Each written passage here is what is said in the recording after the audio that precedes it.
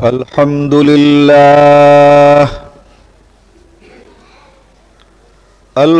لله نحمده ونستعينه ونستغفره ونؤمن به ونتوكل عليه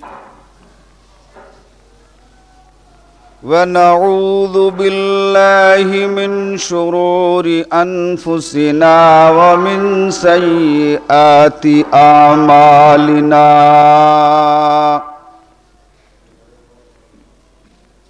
من يهده الله فلا مضل له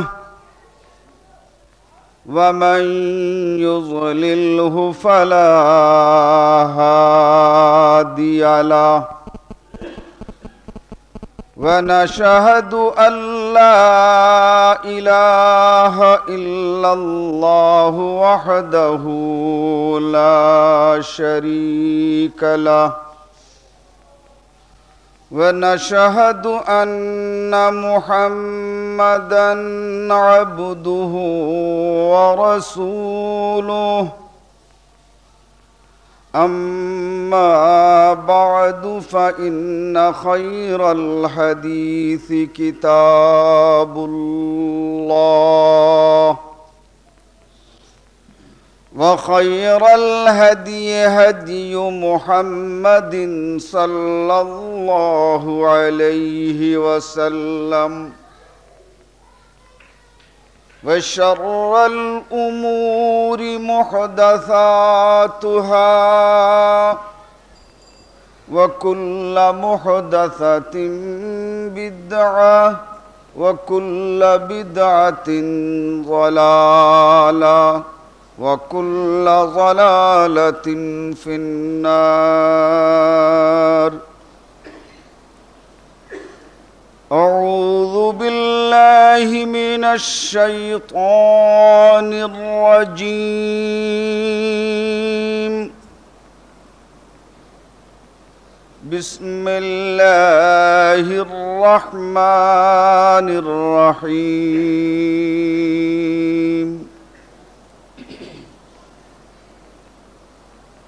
سبحان الذي أسرى بعبده ليلا من المسجد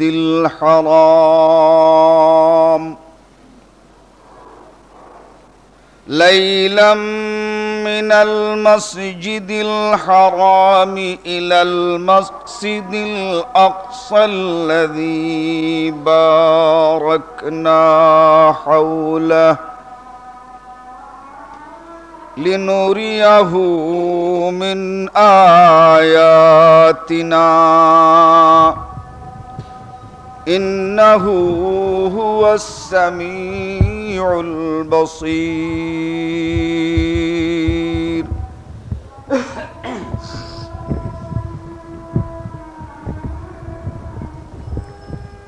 আল্লাহ রব্বুল আলমিনের লাখ লাখ শুকর, আজকার এই জুমাতে আমরা শরীক হতে পেরেছি। নবী মুহাম্মদুর রসুল্লাহ সাল্লাল্লাহু আলাইহি ওয়াসাল্লামের উপরে লাখো সালাত ও সালাম, যার প্রদর্শিত পথ আর হেদায়েত পেয়ে আমরা ন্যায় এবং সত্যকে জানতে বুঝতে পেরেছি, অবলম্বন করার তৌফিক পেয়েছি। আজকের খুতবা মেরাজুন নবীর উপরে। বিষয় হচ্ছে নবীর মেরাজ। রসুল সাল্লাল্লাহু আলাইহি ওয়াসাল্লামের জীবনে যে সকল আশ্চর্য ঘটনা ঘটেছিল, তার মধ্যে মেরাজের ঘটনা সবচেয়ে বেশি আশ্চর্যজনক। এই আশ্চর্যজনক ঘটনার মধ্যে যারা মুসলমান তাদের জন্য ছিল পরীক্ষা, আর যারা কাফের তাদের জন্যও ছিল পরীক্ষা। অন্যদিকে নবী মুহাম্মদুর রাসূলুল্লাহ সাল্লাল্লাহু আলাইহি ওয়াসাল্লামের জন্য ছিল আশ্বস্তি বা আশার বাণী। এই মেরাজ, এই ঘটনাবহুল অবস্থাকে মেরাজ বলা হয়। আরবিতে মেরাজ বলা হয় সিঁড়িকে, যে সিঁড়ি বেয়ে মানুষ নিচের দিক থেকে উপরের দিকে ওঠে তাকেই আরবিতে বলা হয় মেরাজ। রসুল সাল্লাল্লাহু আলাইহি ওয়াসাল্লাম মক্কা মুআজ্জামা থেকে বাইতুল মুকদ্দাস পর্যন্ত গিয়েছিলেন রাত্রে। রাত্রের যাত্রা এবং রাত্রের ঘটনা এগুলোকে আরবিতে বা হাদিসের পরিভাষায় বলা হয় ইসরা। এই জন্য সূরায়ে বনি ইসরাঈলের আরেকটি নাম হচ্ছে সূরায়ে ইসরা। ইসরা অর্থ হচ্ছে রাত্রের যাত্রা। মসজিদে হারাম থেকে বাইতুল মুকদ্দাস পর্যন্ত রাত্রে যান, আবার বাইতুল মুকদ্দাস থেকে আসমানের সফরগুলো রসুল সাল্লাল্লাহু আলাইহি ওয়াসাল্লাম সিঁড়ি যোগে করেন। প্রথম আসমানে তিনি সিঁড়ি দিয়ে ওঠেন, আবার প্রথম আসমান থেকে দ্বিতীয় আসমানে তিনি সিঁড়ি দিয়ে ওঠেন। এই যে সিঁড়ির যাত্রা, এটাকে বলা হয় মেরাজ। আর সিঁড়ি ছাড়া মক্কা থেকে বাইতুল মুকদ্দাস পর্যন্ত যাত্রাকে বলা হয় ইসরা। এটা ঐতিহাসিক বিভক্তি হলেও সাধারণ মানুষ সকল ঘটনাকেই মেরাজ বলে জানে বা মেরাজের ঘটনা বলেই জানে। এই মেরাজ যখন হয় তখন রসুল সাল্লাল্লাহু আলাইহি ওয়াসাল্লামের বয়স ছিল 51 বৎসর 9 মাস, আর নবুয়ত পাওয়ার ছিল 11 বছর 9 মাস। নবী হওয়ার 11 বছর 9 মাস পরে এই মেরাজ হয়। আর রসুল সাল্লাল্লাহু আলাইহি ওয়াসাল্লামের বয়সের হিসাবে 51 বছর 9 মাস পরে এই মেরাজ হয়। এই মেরাজের ঘটনা সাহাবায়ে কেরাম বর্ণনা করেছেন এবং আমাদের কাছে বিভিন্ন বর্ণনা বা সূত্রে এসেছে। সনদের সঙ্গে মেরাজের এই ঘটনা পাওয়া যায় 120টি বর্ণনায়। এই 120টি বর্ণনার মধ্যে বর্ণনাকারী 42 জন এমন যারা নবী মুহাম্মদুর রাসূলুল্লাহ সাল্লাল্লাহু আলাইহি ওয়াসাল্লাম থেকে সরাসরি বর্ণনা করেছেন। আর 120টি বর্ণনার মধ্যে মাত্র 42টি বর্ণনা সহিহ, আর বাকি অন্য বর্ণনাগুলো সহিহ নয়। এই 42 জন বর্ণনাকারীর মধ্যে 20 জন বর্ণনাকারী মক্কায় তখন ছিলেন যখন রসুল সাল্লাল্লাহু আলাইহি ওয়াসাল্লামের এই মেরাজ হয়, আর 22 জন বর্ণনাকারী নবী মুহাম্মদুর রাসূলুল্লাহ সাল্লাল্লাহু আলাইহি ওয়াসাল্লামের মুখে বর্ণনা শুনেছেন, কিন্তু তারা এই মেরাজের সময় মক্কায় ছিলেন না। বর্ণনা সমূহের মধ্যে 42টি বর্ণনা, তার মধ্যে 21টি বর্ণনা হচ্ছে সহিহ, আর 20টি বর্ণনাকে হাসান বলা যায়, তাও গ্রহণ করা যেতে পারে, কিন্তু অধিকতর গ্রহণযোগ্য হচ্ছে তার মধ্যে 21টি। এভাবে বর্ণনার সকল হাদিসগুলো একত্রিত করলে পরে মেরাজের যে ঘটনা সবচেয়ে বিশুদ্ধভাবে আমাদের সামনে ফুটে ওঠে, সেই বর্ণনাটি আজকে এই খুতবায় আমি অতি সংক্ষেপে দেওয়ার চেষ্টা করব ইনশাআল্লাহুর রহমান। এই মেরাজ যে হলো, তখনকার পারিপার্শ্বিক অবস্থা কি ছিল? রসুল সাল্লাল্লাহু আলাইহি ওয়াসাল্লামকে ইসলাম প্রচারের ব্যাপারে সবচেয়ে বেশি সাহায্য করেছিলেন তার চাচা। ব্যক্তিগত ব্যাপারেও তিনি তাকে সবচেয়ে বেশি সাহায্য করেছেন। তার চাচার ভয়ে অনেক দুষ্ট লোকেরা নবী মুহাম্মদুর রাসূলুল্লাহ সাল্লাল্লাহু আলাইহি ওয়াসাল্লামের উপরে আঘাত করতে সাহস পায় নাই। এই চাচা নবুয়তের 11 নম্বর বছরে মারা গেলেন। রাসূল সাল্লাল্লাহু আলাইহি ওয়াসাল্লামের চাচা মারা যাওয়ার পর যারা তার চাচার জন্য নবীর উপরে আঘাত করে নাই তারা মুক্ত হয়ে গেল। তারা দিন দিন ভাবছে এই নবীকে কেমন করে ঘায়েল করা যায়। তবুও তারা কিছুটা নিবৃত ছিল, যেহেতু তখনও খাদিজাতুল কুবরা রাদিয়াল্লাহু তাআলা আনহা বেঁচে ছিলেন। মক্কাবাসীদের এমন কোনো মানুষ নেই দুনিয়ার গরিব এই খাদিজাতুল কুবরার কাছে কোনো না কোনোভাবে অর্থনৈতিকভাবে আর্থিকভাবে দায়বদ্ধ ছিল না। অতএব এই আর্থিক দায়বদ্ধতার জন্যে মক্কার প্রতিটি মানুষ খাদিজাতুল কুবরা রাদিয়াল্লাহু তাআলা আনহাকে খাতির করত। আর এই খাদিজাতুল কুবরার খাতির তারা করত, তারই জন্যে অনেকেই নবী মুহাম্মদুর রাসূলুল্লাহ সাল্লাল্লাহু আলাইহি ওয়াসাল্লাম খাদিজাতুল কুবরার স্বামী হিসেবে অনেকে রসুলকে বাধ্য হয়ে খাতির করত। চাচার মৃত্যুর কয়েকদিনের মধ্যেই এই খাদিজাতুল কুবরা রাদিয়াল্লাহু তাআলা আনহা ইন্তেকাল করেন, মারা যান।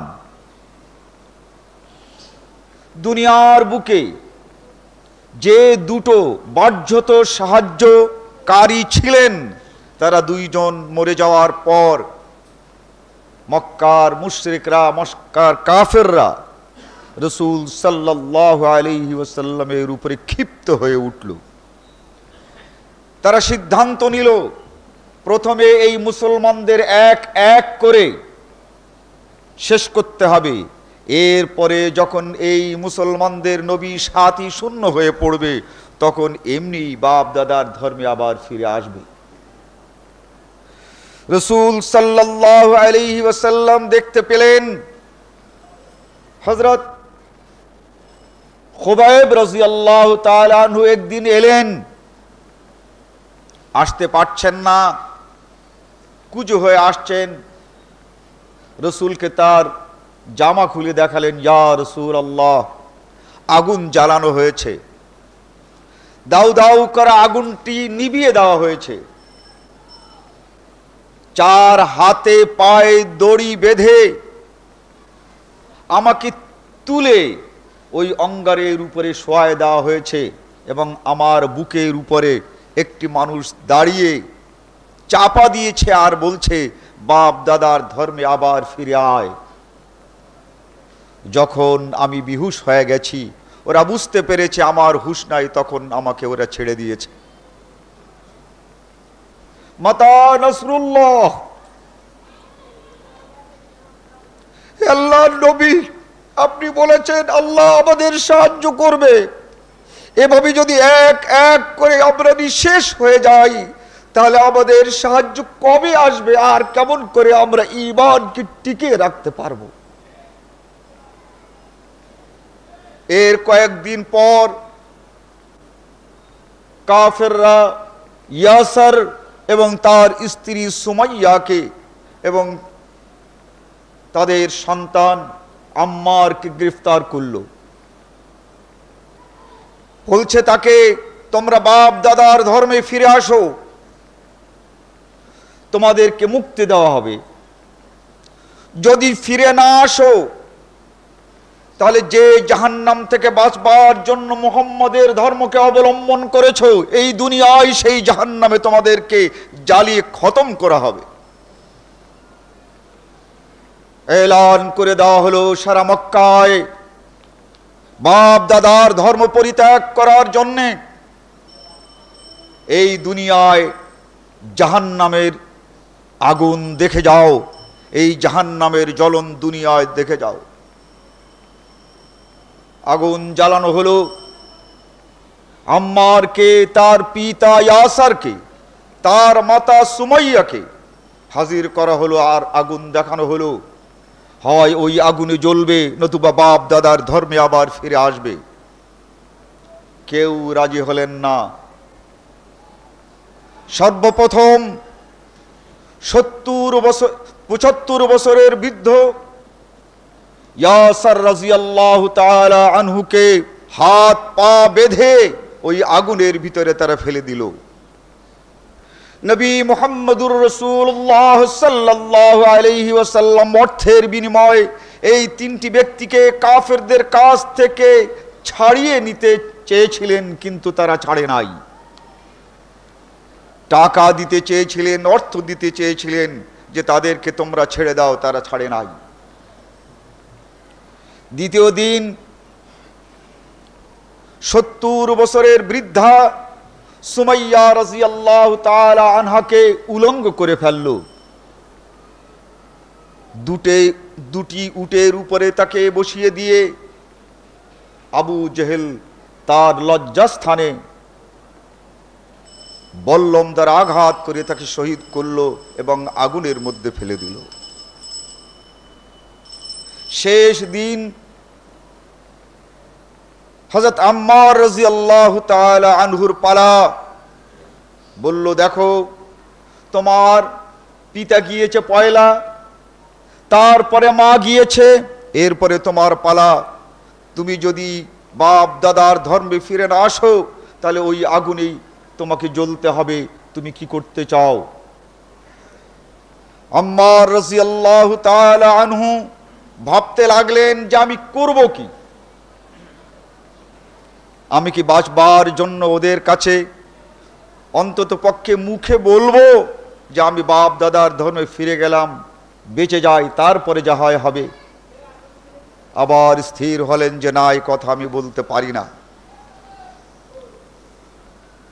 টাকা পয়সা কোনো রকমের নিয়ে কাউকে তারা ছাড়ল না। রাসূল সাল্লাল্লাহু আলাইহি ওয়াসাল্লাম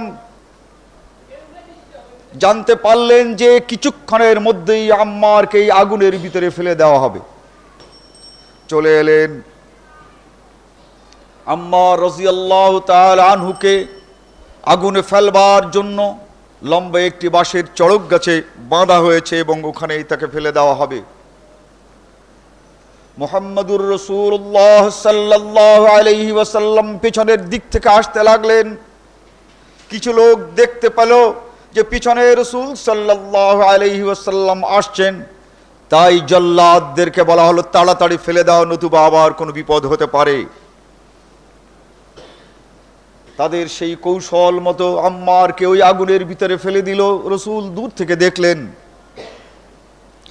তিনি চিৎকার করে বললেন, ইয়া নারু কুনি বারদাও ওয়া সালামান আলা ইব্রাহিম কামা, হে আগুন, তুমি একদিন ইব্রাহিমের জন্য শান্তি হয়ে গিয়েছিলে, নিভে গিয়েছিলে। ইয়া নার, হে আগুন, আজ আমি তোমাকে অনুরোধ করছি, বারদাম ওয়া সালামান আলা আম্মার, তুমি আজ নিভে যাও, শান্তি হয়ে যাও আমার এই সাথী আম্মারের জন্য। নবী মুহাম্মদুর রাসূলুল্লাহ সাল্লাল্লাহু আলাইহি ওয়াসাল্লাম দৌড়ে এলেন, নিজের ডান হাত আগুনের ভিতরে দিয়ে আম্মারকে টেনে বের করলেন। আম্মার রাদিয়াল্লাহু তাআলা আনহু তার জীবনের এই ইতিহাস 70 বার বর্ণনা করেছেন। বলেছেন, আমার গায়ের কাপড়ের একটি তুলো পর্যন্ত পড়ে নাই। নবী মুহাম্মদুর রাসূলুল্লাহ সাল্লাল্লাহু আলাইহি ওয়াসাল্লাম আমাকে বের করলেন।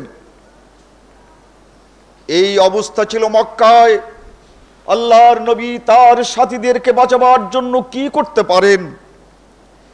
তিনি এই অবস্থায় আল্লাহর কাছে চাইলেন, হে আল্লাহ, তুমি আমার এই সাথীদের একটি স্থান তুমি করে দাও, একটি জায়গা তুমি করে দাও, যেখানে আমার এই সাথীরা তোমার নাম নিয়ে বাঁচতে পারবে। রাসূল সাল্লাল্লাহু আলাইহি ওয়াসাল্লাম সাথীদের এই জায়গা এবং তাদের এই আশ্রয় পাওয়ার জন্য নবম নববীতে 26 অথবা 27 শাওয়াল তায়েফে যান। এই তায়েফ ছিল তার ছোটবেলার জায়গা, এখানেই তিনি 6টি বছর কাটিয়েছেন।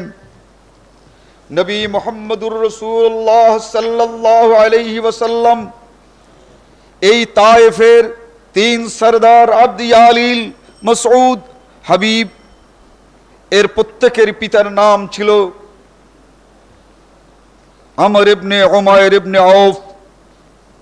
এরা মক্কার সঙ্গে কুরাইশদের সঙ্গে আত্মীয়তায় তারা জড়িত ছিল।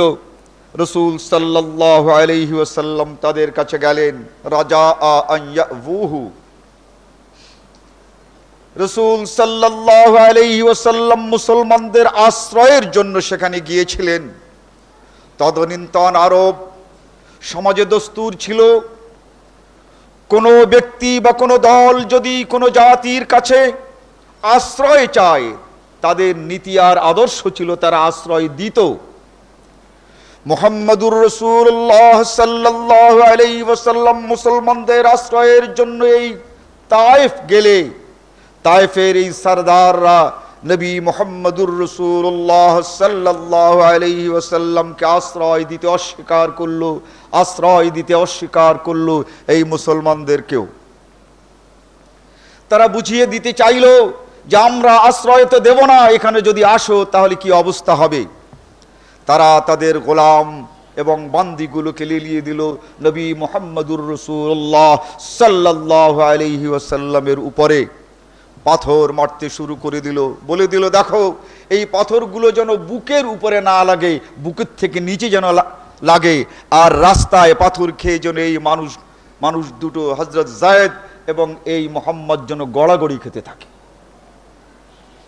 রাসূল সাল্লাল্লাহু আলাইহি ওয়াসাল্লাম তাদের পাথরের আঘাতে জর্জরিত হলেন। এরপরে এই মক্কা থেকে আর ফিরে আসতে পারছেন না। তার কারণ মক্কাবাসীরা জেনেছে গোপনে মুহাম্মদ সাল্লাল্লাহু আলাইহি ওয়াসাল্লাম তায়েফে গিয়েছে, আর তায়েফবাসীরা তাকে আশ্রয় দিচ্ছে না। অতএব এই মুহাম্মদকে আর মক্কায় ঢুকতে দেওয়া হবে না, একে আর মক্কায় প্রবেশ করতে দেওয়া হবে না।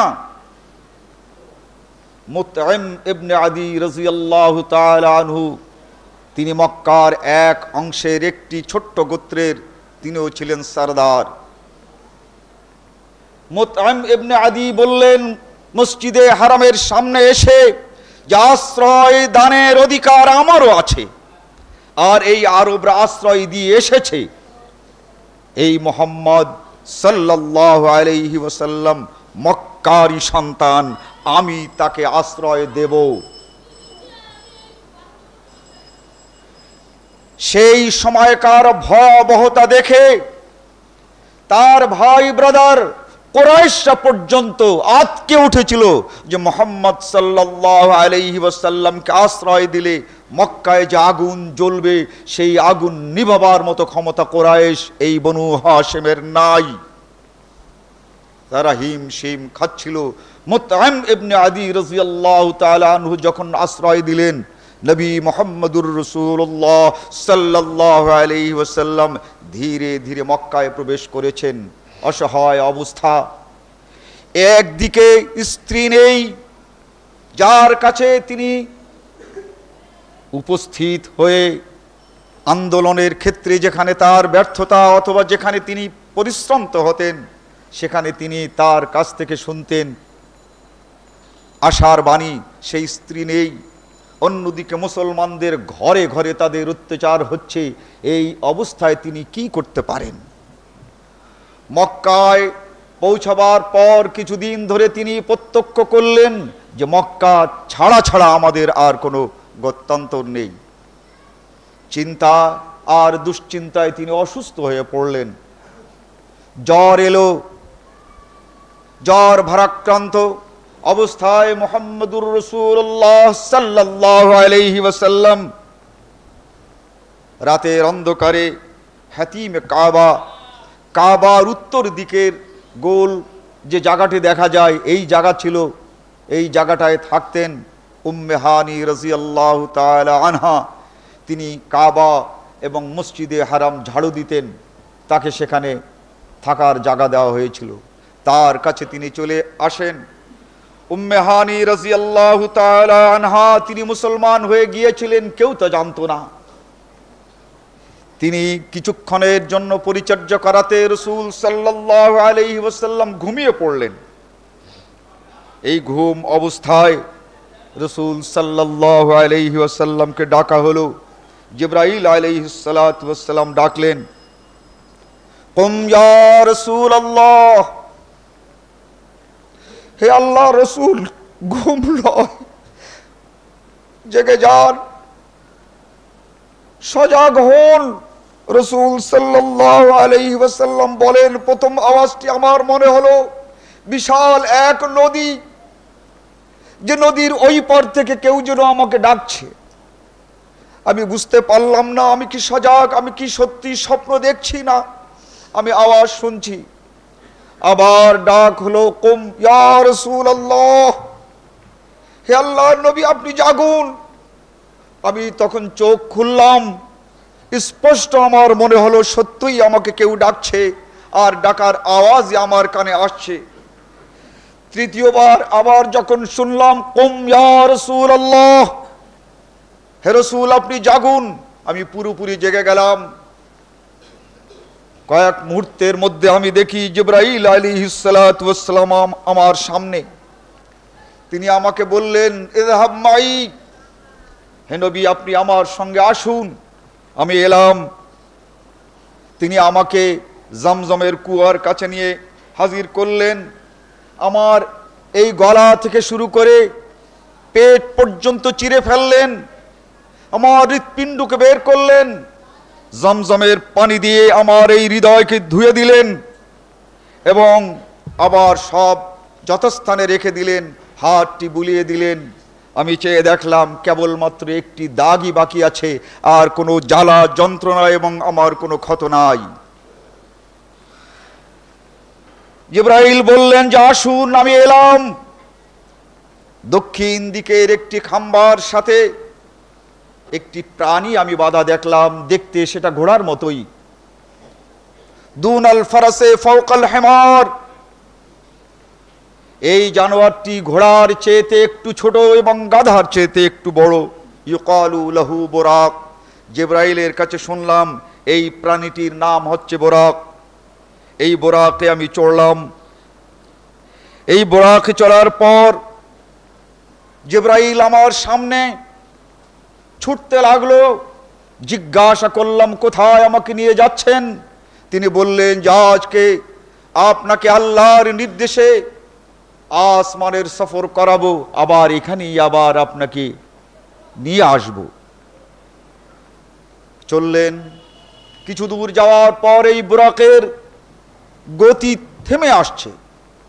তিনি জিজ্ঞাসা করলেন, ইয়া জিবরাইল, আমাকে তো আসমানের সফরের কথা তুমি বলেছ, কিন্তু এই বুরাক থামছে কেন?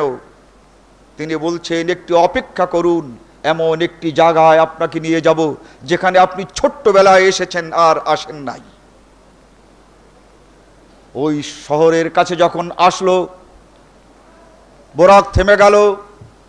বুরাক ঘোড়ার গতিতে চলতে শুরু করে দিল। রাসূল সাল্লাল্লাহু আলাইহি ওয়াসাল্লাম জিজ্ঞাসা করলেন জিবরাইলকে, আহাজা ইয়াসরাব, এটা কি ইয়াসরাব? মদিনার পুরনো নাম হচ্ছে ইয়াসরাব। জিবরাইল বললেন যে হ্যাঁ, এটাই ইয়াসরাব। জিজ্ঞাসা করলেন, এই মদিনায় আমাকে থামানো হলো কেন? তিনি বললেন, যে আশ্রয়ের জন্য আপনি কাঁদছেন, মুসলমানদের যে আশ্রয়ের জন্য আপনি দিবারাত্র কেঁদে কেটে হয়রান হচ্ছেন, দেখে নেন আপনার আশ্রয়ের জায়গায় এই মদিনা মুনব্বরা। এখানে আপনাকে হিজরত করে আসতে হবে। আপনার সাথীরা আপনার আগে আসবে, এখানে সুখ ও স্বাচ্ছন্দ্য থাকবে, এরপরে আপনিও এখানে আসবেন। এই আপনার দারুল হিজরত, হিজরতের এই জায়গাটা, এই মেরাজে আপনাকে দেখাবার জন্য আল্লাহ রাব্বুল আলামিন থেকে আমি আদিষ্ট হয়েছি।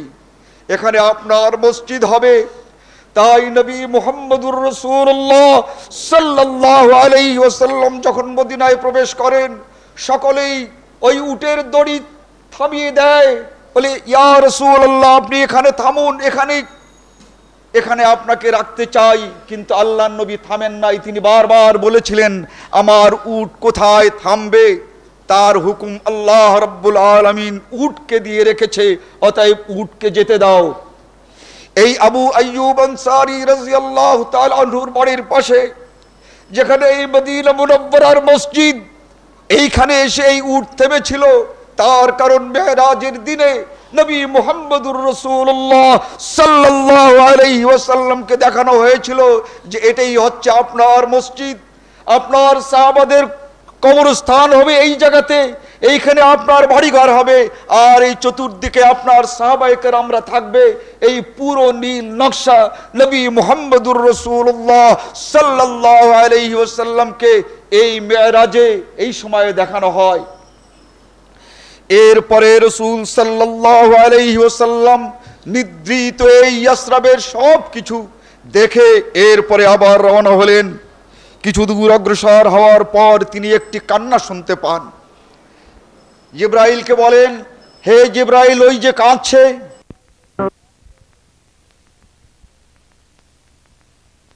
কান্নায় ভেঙে পড়েন, কান্নায় শুনতে আপনি চান না, যে কাঁদে তার সাহায্যের জন্য আপনি অগ্রসর হন। এই সুযোগ পেয়ে ইহুদিবাদ ওই কাঁদছে।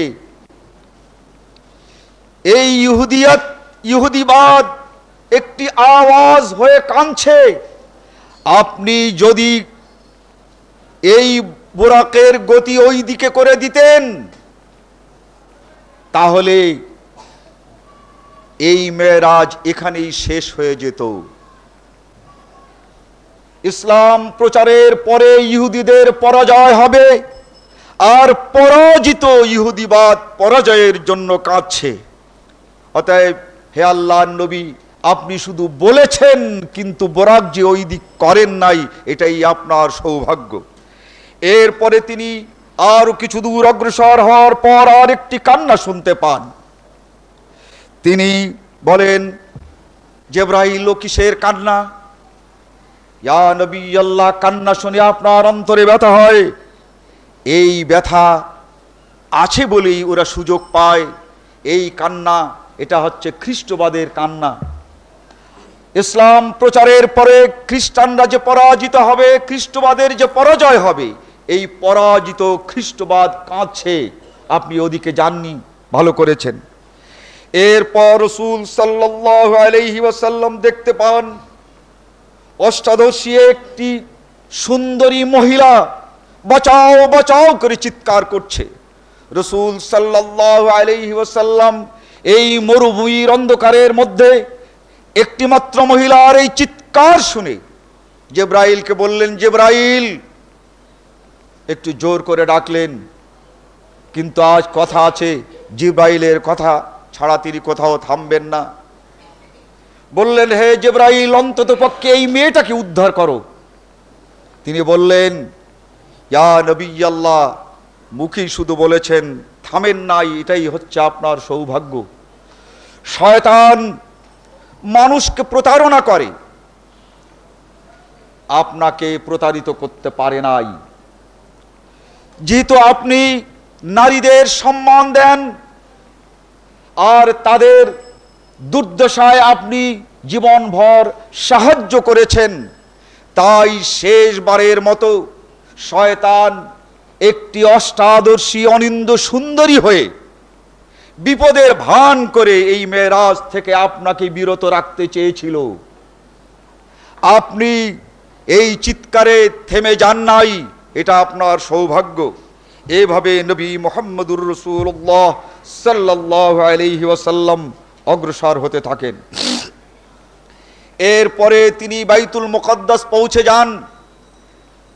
জিবরাইল আলাইহিস সালাতু ওয়াস সালাম তার এই বোরাককে একটি জায়গায় বাঁধেন যেখানে উট এবং ঘোড়া বাঁধা হয়।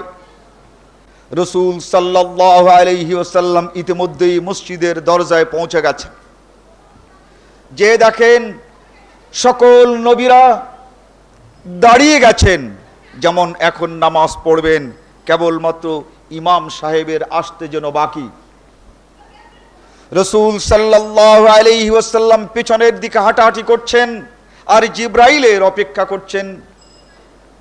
বোরাক বেঁধে জিবরাইল চলে এসেছেন আর বলছেন, আমাদের দুইজন, আমরা তো দুইজন পিছনে দাঁড়াবো, এছাড়া তো আর জায়গা দেখছি না। জিবরাইল আলাইহিস সালাতু ওয়াস সালাম বললেন, আপনি জায়গা দেখছেন না? বলে, না, কত জায়গা তো দেখছি না। তিনি ইশারা করে বললেন, ওই সামনের ইমামের জায়গাটা খালি না, ওখানে কেউ দাঁড়ানো আছে। রাসূল সাল্লাল্লাহু আলাইহি ওয়াসাল্লাম বললেন, ওই জায়গাটা তো খালি, আজ ওই জায়গাটা আপনাকে দিয়ে পূরণ করা হবে। আনতা ইমামুন নবিয়্যিন,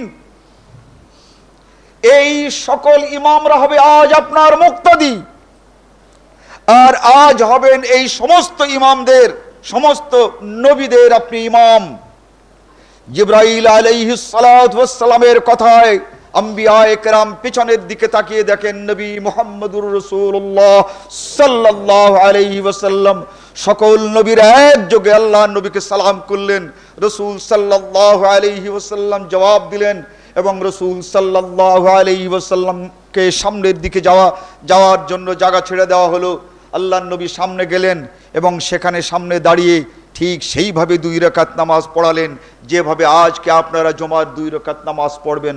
অর্থাৎ নবী মুহাম্মদুর রাসূলুল্লাহ নামাজি মুহাম্মদ সাল্লাল্লাহু আলাইহি ওয়াসাল্লাম পড়লেন, আর সমস্ত আম্বিয়ায়ে কেরাম তাদের নিজেদের নামাজকে ভুলে গিয়ে কেবলমাত্র নবী মুহাম্মদুর রাসূলুল্লাহ সাল্লাল্লাহু আলাইহি ওয়াসাল্লামের 2 রাকাত নামাজ পড়ল। অনেক লোক বলে থাকে এটা ফজরের নামাজ ছিল, নাউযুবিল্লাহি মিন যালিক। তার কারণ এখনই তো এই মেরাজই তো জোহর, আসর, মাগরিব, এশা হবে।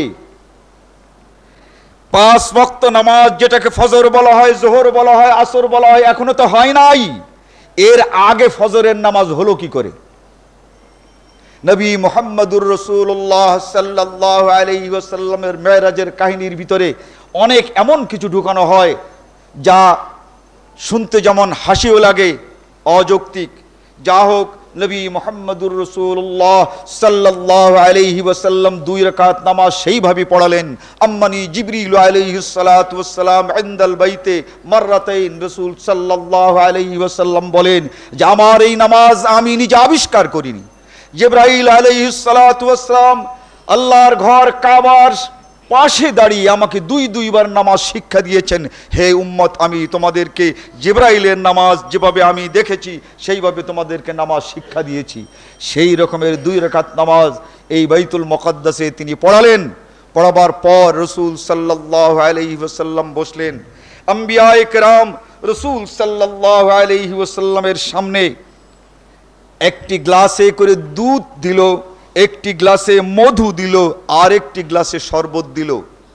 দেখি আল্লাহর নবী মুহাম্মদুর রাসূলুল্লাহ সাল্লাল্লাহু আলাইহি ওয়াসাল্লাম কোনটি গ্রহণ করেন।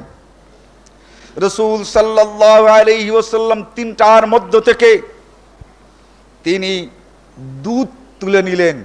সকল নবীরা আলহামদুলিল্লাহ বলে শুকরিয়া আদায় করলেন। বললেন, ভাই তুমি জিতে গেছো, এই রাস্তায় কোথাও আর তুমি ঠকবে না। তার কারণ আমরা এই 3টি এজন্য দিয়েছিলাম যে এই 3টি পানীয়ই আল্লাহ রাব্বুল আলামিনের তৈরি। দুধ তিনিই তৈরি করেছেন, মধু তিনিই তৈরি করেছেন, শরবত তারই। কিন্তু এর মধ্যে আল্লাহ রাব্বুল আলামিন সবচেয়ে দুধকে পছন্দ করেন। আমরা ভাবছি এই রকমের প্রচ্ছন্ন অনেক পরীক্ষা করতে পারে মালায়েকারা, ফেরেশতারা, তুমি কোথাও ঠকে যাও কিনা, এই জন্য এই পরীক্ষা করছিলাম। যা হোক, তুমি দুধ তুলে নিয়েছো, এর দ্বারাই বুঝতে পারছি ফেরেশতারা অন্তত পক্ষে তোমাকে আর কোথাও ঠকাতে পারবে না। রাসূল সাল্লাল্লাহু আলাইহি ওয়াসাল্লাম সকলের শুভেচ্ছা নিয়ে বাইরে বেরোলেন, বাইতুল মুকাদ্দাসের উপরে উঠলেন। দেখেন সেখানে এক সিঁড়ি, এই সিঁড়ি বেয়ে তিনি প্রথম আসমানে যখন পৌঁছালেন দরজায়, তখন জিবরাইল আলাইহিস সালাতু ওয়াস সালাম দরজা খোলার জন্য যা করতে হয় তাই তিনি করলেন। আওয়াজ দিলেন, ভিতরের থেকে আওয়াজ এলো, কে? তিনি বললেন, জিবরাইল। তোমার সঙ্গে কে? বলল, মুহাম্মাদুর রাসূলুল্লাহ সাল্লাল্লাহু আলাইহি ওয়াসাল্লাম। রাসূল সাল্লাল্লাহু আলাইহি ওয়াসাল্লাম বলেন, ওই ভিতর থেকে জবাব এমন করে আসছিল যেন এরা আমার জন্য অপেক্ষা করছে যে আমি যাবো আর দরজা তারা খুলে দেবে। দরজা খুলে দিল, আমি সালাম করলাম, সকল দিক থেকে আমার প্রতি এই সালামের জবাব আসলো।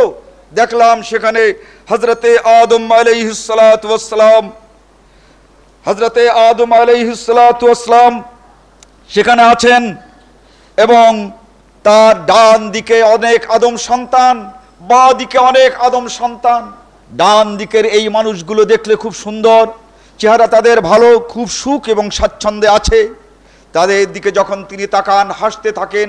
বাঁ দিকে আরো অনেক আদম সন্তান আছে, তাদের দুঃখ দুর্দশা দেখে হযরত আদম আলাইহিস সালাতু ওয়াস সালাম কেঁদে ফেলেন। আমি জিজ্ঞাসা করলাম জিবরাইলকে, হে জিবরাইল, কারণ কি, এ ব্যাপার কি? তিনি বললেন, হযরতে আদম আলাইহিস সালাতু ওয়াস সালামের যে সকল সন্তান এ পর্যন্ত ভালো কাজ করেছে তাদেরকে আল্লাহ জান্নাতে পাঠাবেন। এই জান্নাতি সন্তানদের দিকে চেয়ে তিনি হাসেন। আর জাহান্নামে যাদেরকে পাঠাবেন, যারা জাহান্নামের জন্য আমল করেছে, তাদের দেখে যখন তিনি দেখেন তখন তিনি কাঁদতে থাকেন। এই হাসি আর কান্না কিয়ামত পর্যন্ত এভাবেই চলতে থাকবে। রাসূল সাল্লাল্লাহু আলাইহি ওয়াসাল্লাম এই প্রথম আকাশে যে যা কিছু দেখেছিলেন, এইগুলোই হচ্ছে আমাদের সবচেয়ে বেশি উপদেশের।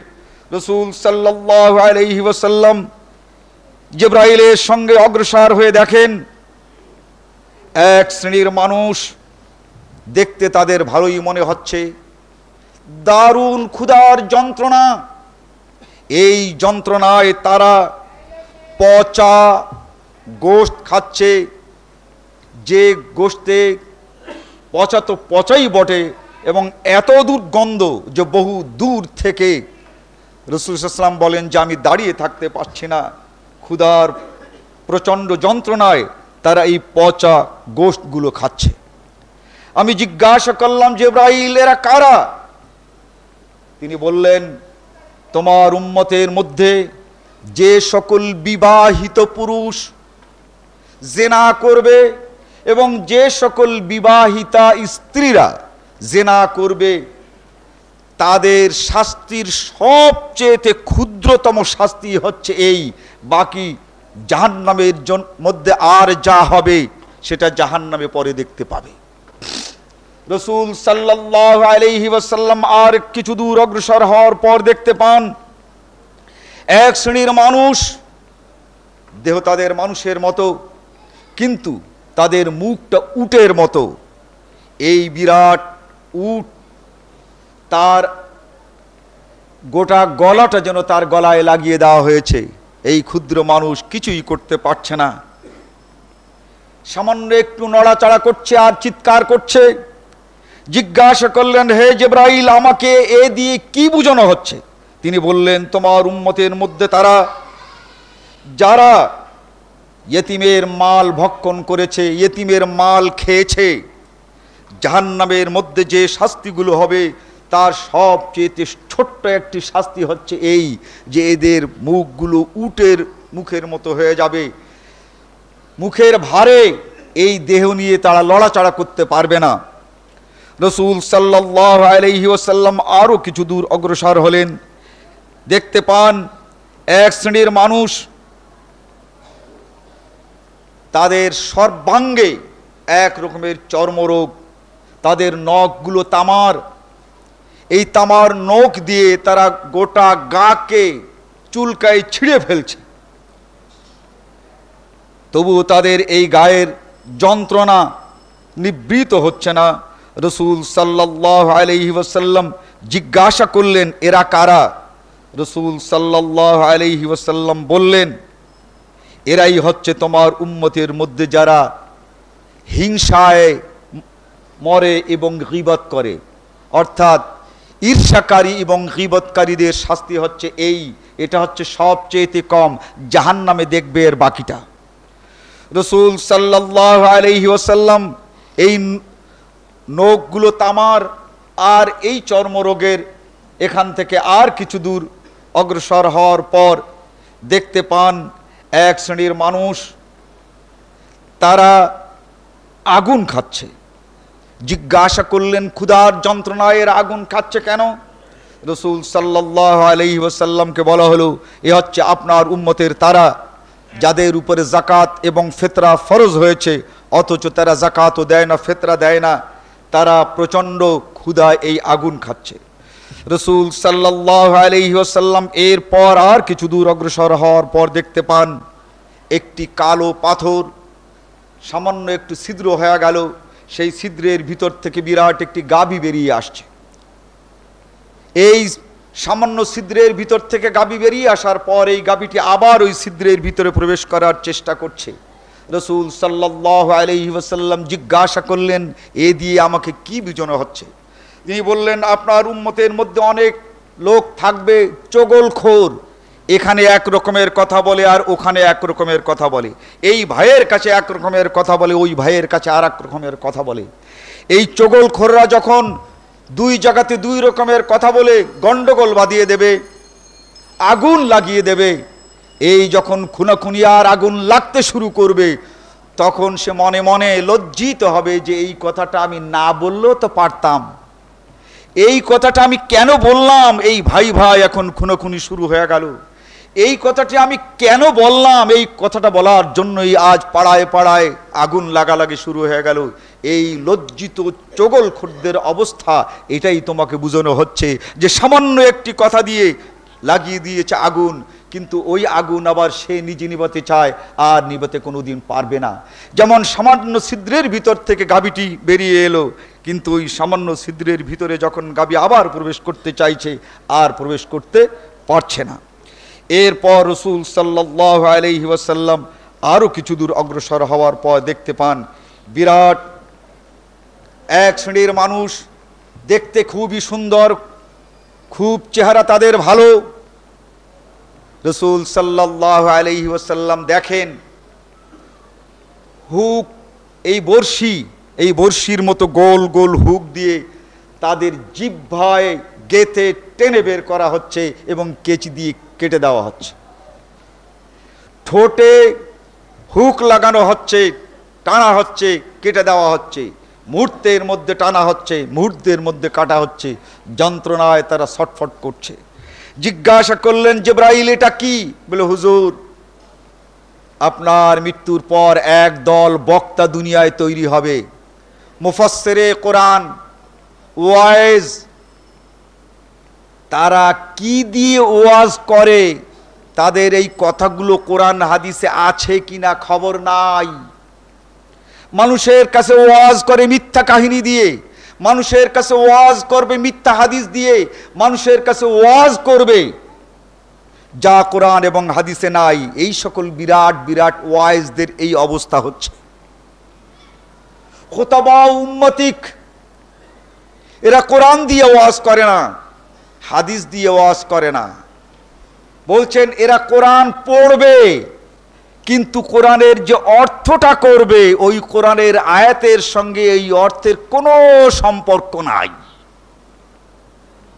আপনারা বুখারী শরীফ কিনে পড়বেন, আজিজুল হক সাহেবের বুখারী শরীফ, তার ভিতরে এমন অর্থ করা হয়েছে যে কোনো সম্পর্ক নাই।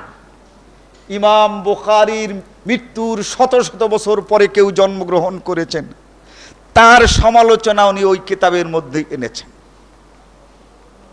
কোরআন শরীফের তফসির করার মধ্যে তারপরে অনেকের নাম এসে সেখানে তফসিরে নাম, মানে কোরআন শরীফ তার হচ্ছে তফসির আর নাম হচ্ছে আরো বেশ কিছু লোকের, কোরআনের ওই আয়াতের সঙ্গে যাদের কোনো সম্পর্ক নাই। আবার কোরআনের মধ্যে মূল নীতি হিসাবে যাদের নাম বলার কথা বলা হচ্ছে তাদের নাম বলে না, যেহেতু চাকরি থাকবে না। কোরআন শরীফের মধ্যে নাম বলা হয় নাই, কিন্তু স্বভাব বলা হয়েছে। কিন্তু সেই স্বভাবের কথা দিয়ে যদি তফসির করা হয় তাহলে টেলিভিশনে চান্স পাওয়া যাবে না। টেলিভিশনে এমন লোককে চান্স দেওয়া হয়েছে যে কাদিয়ানি। আপনারা খবরের কাগজে পড়েছেন এবং আগামী দিনেও পড়বেন যে এই বাংলাদেশের ইসলামী ফাউন্ডেশনের যাকে ইনচার্জ করা হয়েছে মৌলানা আব্দুল্লাহ আউয়াল একজন কাদিয়ানি। সৌদি আরব জানতে পেরে দস্তুর মতো ওইখান থেকে প্রোটেস্ট করেছে যে এই লোককে সৌদি আরবে ঢুকতে দেওয়া হবে না এবং ওআইসির সদস্যপদ তোমার ক্যান্সেল হয়ে যাবে, বিবেচনা করো। বাংলাদেশ সরকার হয়তো জানতে পারে নাই, এখন জানতে পেরে একটা কিছু করছে, তাদেরকে থামতে তো বলেছে, অন্ততপক্ষে দেখা যাক কি হয় না হয়। কাদিয়ানি একটাকে ইসলামী ফাউন্ডেশনের বানিয়েছে, এই বাংলাদেশের লোকেরা কেউ জানে না, আজও আমরা পাই নাই, গতকালকে টের পেলাম। মৌলানা আব্দুল আউয়াল এই কাদিয়ানিকে করেছে। এই যাদের নাম নিতে হবে তাদের নাম না নেয় না, যেহেতু যদি নেয় তাহলে যদি চাকরি না থাকে। হাদিস বর্ণনা করার সময় যাদের সমালোচনা করতে হবে তাদের সমালোচনা করে না, তার কারণ ওই মজহাবের লোক বেশি, যদি আবার বাড়িঘর জ্বালিয়ে দেয়। এভাবে পাশ কাটিয়ে যে সকল লোকেরা বক্তব্য রাখে এবং পাশ কাটিয়ে যে সকল লোকেরা তাফসীর করে, আল্লাহর নবীকে দেখানো হলো সেই দিন তাদের জিহ্বা টেনে বের করা হবে এবং কেচি দিয়ে কাটা হবে, তাদের ঠোঁট টেনে লম্বা করা হবে এবং কেচি দিয়ে কাটা হবে। এরপরে তিনি দেখতে পান দূরে একটি বিরাট মটকার মতো কালো, কাছে গিয়ে দেখতে পান যে একটি মানুষ বিরাট মটকার মতো, তার পেট হয়েছে, পেটের মধ্যে সাপ বিচ্ছু অনেক কিছুই আছে, সেগুলো দংশন করছে আর লোকটি চিৎকার করছে। জিজ্ঞাসা করলেন এ কি? এই হচ্ছে সুদখোরের সামান্য শাস্তি, আর বাকিটা জাহান্নামে হবে। এত কিছু বলার পর নবী মুহাম্মদুর রাসূলুল্লাহ সাল্লাল্লাহু আলাইহি ওয়াসাল্লাম বললেন যে জাহান্নামের বাইরে আর কিছু দেখার সময় নাই, আর দেখতে ইচ্ছে হচ্ছে না, জাহান্নামটাই আস্ত দেখাই দাও, আমি এখন আস্ত জাহান্নামই দেখতে চাই। জাহান্নামের কাছে হাজির করা হলো এমন একটি লোক, সেখানে তিনি পেলেন তাকে যেন সালাম দিতে বড় কষ্ট হলো, অথচ সকল ফেরেশতারা সালাম সালাম করেছেন, আনন্দিত হয়েছেন, কিন্তু এই লোকের সালাম শুনে আনন্দিত হওয়া তো দূরের কথা, ভয় হয়। জিজ্ঞাসা করলেন এই লোকটাকে, বলি এই লোকটাই তো এই দোজখের দারোগা। ওয়ানাদাউ ইয়া মালিকুল ইয়াকযি আলাইনা রাব্বুক, এই দোজখের সবচেয়ে বড় কর্তা। যত নিজেকে ভালো করা সম্ভব এই ভালো করেই আপনাকে সালামটা দিয়েছে, আর এতেই আপনি ঘাবড়ে গেছেন। এই যদি অবস্থা হয় তাহলে উম্মতের অবস্থা কি হবে? রাসূল সাল্লাল্লাহু আলাইহি ওয়াসাল্লাম জাহান্নামের মধ্যে বিভিন্ন রকমের আযাব দেখলেন, আর এই সব কটাকে ওখানে আবার জ্বলতেও দেখলেন। রাসূল সাল্লাল্লাহু আলাইহি ওয়াসাল্লাম এরপরে আসমান অতিক্রম করলেন। সবচেয়ে বিশুদ্ধ রওয়ায়াতে চতুর্থ আকাশে হযরতে মূসা আলাইহিস সালাতু ওয়াস সালামের সাথে দেখা হয়, আর সপ্তম আকাশে হযরতে ইব্রাহিম আলাইহিস সালাতু ওয়াস সালামের সঙ্গে দেখা হয়। হযরত মূসা আলাইহিস সালাতু ওয়াস সালাম সালাম দিয়ে জবাব নিয়ে বললেন, যাচ্ছেন তো? আমার উম্মত খুব পাজি ছিল, আল্লাহর কাছ থেকে যা কিছু এনেছি সবই কম, কিন্তু আমার উম্মত কিছুই করে নাই, আর আপনার উম্মত তো শেষ জামানার উম্মত, দুর্বল হবে, একটু ভেবেচিন্তে করবেন। রাসূল সাল্লাল্লাহু আলাইহি ওয়াসাল্লাম তিনি সপ্তম আকাশে উঠে হযরতে ইব্রাহিম আলাইহিস সালাতু ওয়াস সালামকে দেখতে পান। হযরতে ইব্রাহিম আলাইহিস সালাতু ওয়াস সালামের চতুর্দিকে ছোট্ট ছোট্ট বাচ্চারা দাদু দাদু করে এই হযরত ইব্রাহিম আলাইহিস সালাতু ওয়াস সালামের সঙ্গে খেলছে। জিজ্ঞাসা করলেন এরা কারা? বললেন যে সকল সন্তান নাবালিগ অবস্থায় মুসলমানদের মারা যায়, হযরত ইব্রাহিম আলাইহিস সালাতু ওয়াস সালামের এখানেই তারা থাকে, আর তিনি তাদের রক্ষণাবেক্ষণ করেন এবং তাদের সঙ্গে তিনি খেলা করেন এবং তারাও এই দাদুর সঙ্গে খেলা করে। যেহেতু মিল্লাতা আবিকুম ইব্রাহিম, মুসলমানদের পিতা আর এই সন্তানরা হচ্ছে হযরত ইব্রাহিম আলাইহিস সালামের নাতি। এই খেলা চলছে কিয়ামত পর্যন্ত চলবে। অন্য হাদিসে আছে হাজা গিলমান, এরাই হবে বেহেশতের ভিতরে এই ছোট্ট ছোট বাচ্চারা যাদের খেলা তোমরা দেখতে পছন্দ করো। এরপরে হযরত ইব্রাহিম আলাইহিস সালাম দোয়া করলেন, সালাম দিলেন। এরপরে কিছু দূর অগ্রসর হওয়ার পর তিনি দেখতে পান একটি ঘর, ঠিক কাবা ঘরের মতো এক দরজার একটি ঘর। এখান থেকে 70,000 ফেরেশতা একসঙ্গে বেরিয়ে এলো, আবার 70,000 ফেরেশতা ওর ভিতরে ঢুকছে। বলা হচ্ছে, হে রাসূল, এই 70,000 ফেরেশতা যে ঢুকছে আর এই 70,000 ফেরেশতা যে ওর ভিতর থেকে বেরোচ্ছে, এটা প্রতিদিন এই রকমের হয়। এই 70,000 ফেরেশতা আর ওতে যাবে না, আর ওই যারা গিয়েছে ওরা আর কোনোদিন বেরোবে না। এভাবে বাইতুল মামুর বলা হয় এই ঘরটাকে। অনেক কিংবদন্তি বলা আছে যে এই বাইতুল্লাহ এর উপরে হচ্ছে বাইতুল মামুর আর নিচে হচ্ছে বাইতুল্লাহ, সব মিথ্যে কথা।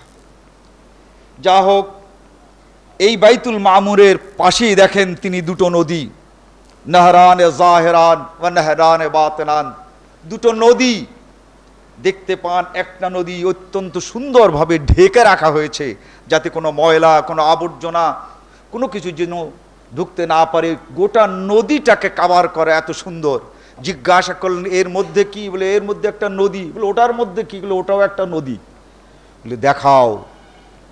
ওই কাবার যখন স্মরণ হলো, দেখতে পেলেন একটার মধ্যে মধু আর একটার মধ্যে দুধ।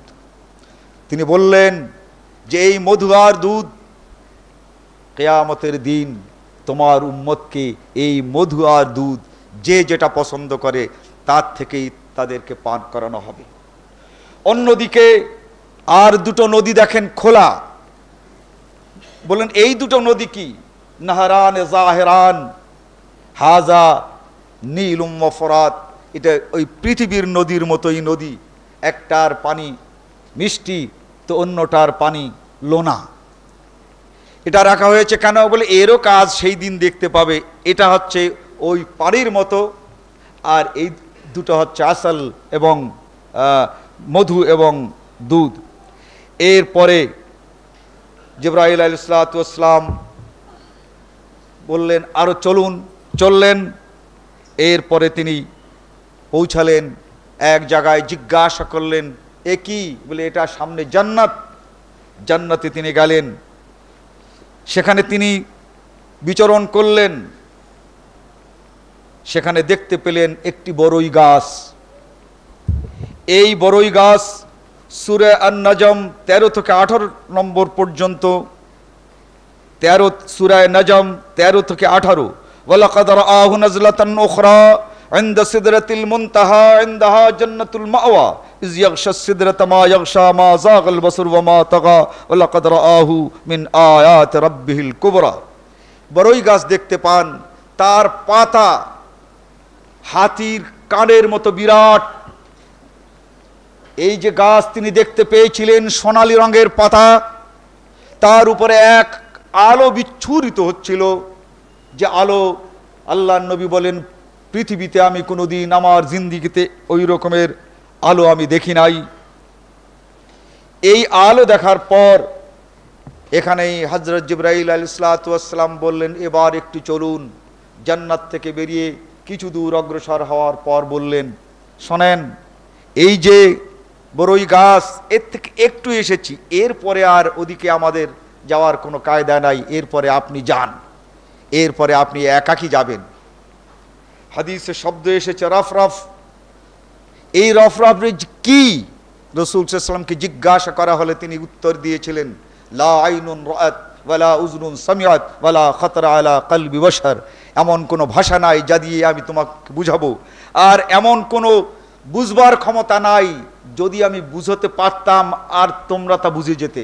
এই রকমের বুঝও নেই। শুধু জেনে রাখো, ওটা এমন একটি জিনিস ছিল যার নাম রফরফ। এ নিয়ে অনেক কাহিনী তৈরি হয়েছে। আমি আগেই বলেছি যে এর কয়টি সহি আর কয়টি নয়। এরপরে রাসূল সাল্লাল্লাহু আলাইহি ওয়াসাল্লাম এক জায়গায় গিয়ে থেমে যান। আল্লাহ রাব্বুল আলামিন থামতে বলেন, অনেক কথা আছে যে আল্লাহর সঙ্গে দিদার হয়, একেবারে বুকে বুকে মিলে যায়, এমন হাদিসও আছে। বলেন নাউজুবিল্লাহি মিন যালিক। আল্লাহকে দেখে ফেলেন, এর চেয়ে জঘন্য মিথ্যা কথা আর নাই। আপনারা বুখারী শরীফ কিতাবুত তাফসীর সূরা নজম, সেখানে ওয়ালাকাদ রাআহু নাজলাতান উখরা, এই যে নজমের আমি পড়েছি আয়াত, এখানেই আপনি পাবেন। মা আয়েশা সিদ্দিকা রাদিয়াল্লাহু তাআলা আনহার কাছে জিজ্ঞাসা করা হলো, আপনি কি জানেন নবী মুহাম্মদুর রাসূলুল্লাহ সাল্লাল্লাহু আলাইহি ওয়াসাল্লাম কে আল্লাহকে দেখেছেন? মা আয়েশা তখন বলেছিলেন, লাকাদ কাফফা শারি, তোমার এই কথা শুনে আমার গায়ের প্রতিটি পশম দাঁড়িয়ে গেছে। কি অসম্ভব কথা বললে যে নবী সাল্লাল্লাহু আলাইহি ওয়াসাল্লাম আল্লাহকে দেখেছে, কে বলেছে?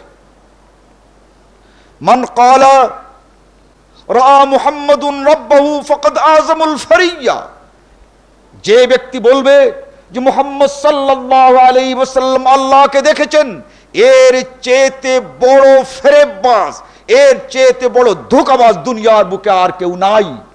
অথচ মেরাজের বক্তৃতায় আজ পাবেন ঘরে ঘরে বক্তব্য রাখছে যে আল্লাহর দিদার হয়েছে, রসুলের দিদার হয়েছে আল্লাহর সঙ্গে। নাউজুবিল্লাহি মিন যালিক। কিতাবের নাম বুখারী, বাংলা তর্জমা হয়েছে কিতাবুত তাফসীর, সম্ভবত 4th খণ্ড, সূরার নাম সূরা নজম, হাদিসটি পড়ে দেখুন। এরপরে তর্জমা হয়েছে মুসলিম, সম্ভবত 1ম খণ্ড, ওয়ালাকাদ রাআহু নাজলাতান উখরা। আর একটি আয়াত কাবা কাউসাইনি আও আদনা, সহিহ মুসলিম, সেখানে একজন তাবেঈ আবু যর গিফারি রাদিয়াল্লাহু তাআলা আনহুকে জিজ্ঞাসা করেন, আমরা যদি আল্লাহর নবীকে পেতাম তাহলে একটি কথা জিজ্ঞাসা করতাম। জিজ্ঞাসা করলেন কি? যে আল্লাহর নবী আল্লাহকে দেখেছেন কিনা। আবু যর গিফারি বললেন, আশ্চর্যের ব্যাপার, অন্যকে কেন, আমি নিজেই জিজ্ঞাসা করেছিলাম, কিন্তু আল্লাহর নবী বলেছিলেন আমি আল্লাহকে দেখতে পাই নাই, কেমন করে দেখব, তিনি তো নূর আর নূর। মুসলিমেই আপনি পাবেন। অথচ আজ এই বক্তৃতা হচ্ছে যে আল্লাহর নবীকে দেখেছেন।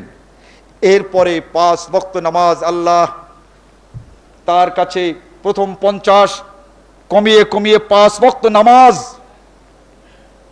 নাজেল করেন। আর সূরা বাকারা, খাওয়াতিম সূরাতুল বাকারা, অর্থাৎ 284 নম্বর আয়াত থেকে 286 নম্বর আয়াত পর্যন্ত, লিল্লাহি মা ফিস সামাওয়াতি ওয়া মা ফিল আরজ, এইখান থেকে শুরু করে শেষ পর্যন্ত আয়াত ওইখানে নাজিল করা হয়। এরপরে নবী মুহাম্মদুর রাসূলুল্লাহ সাল্লাল্লাহু আলাইহি ওয়াসাল্লাম যেভাবে গিয়েছিলেন এইভাবে আবার ফিরে আসেন। কাহিনী অনেক দীর্ঘ, তবু সংক্ষেপে যা আলোচনা করা হলো, এর ভিতরে যদি কোনো কিছু বক্তব্য থাকে ইনশাআল্লাহ সামনে আবার যে কোনো সময় তা নিয়ে আলোচনা করা যাবে। বারাকাল্লাহু লানা ওয়া লাকুম ফিল কোরআনিল আযীম ওয়া নাফা'না ইয়্যাকুম বিল আয়াতি ওয়াজ যিকর।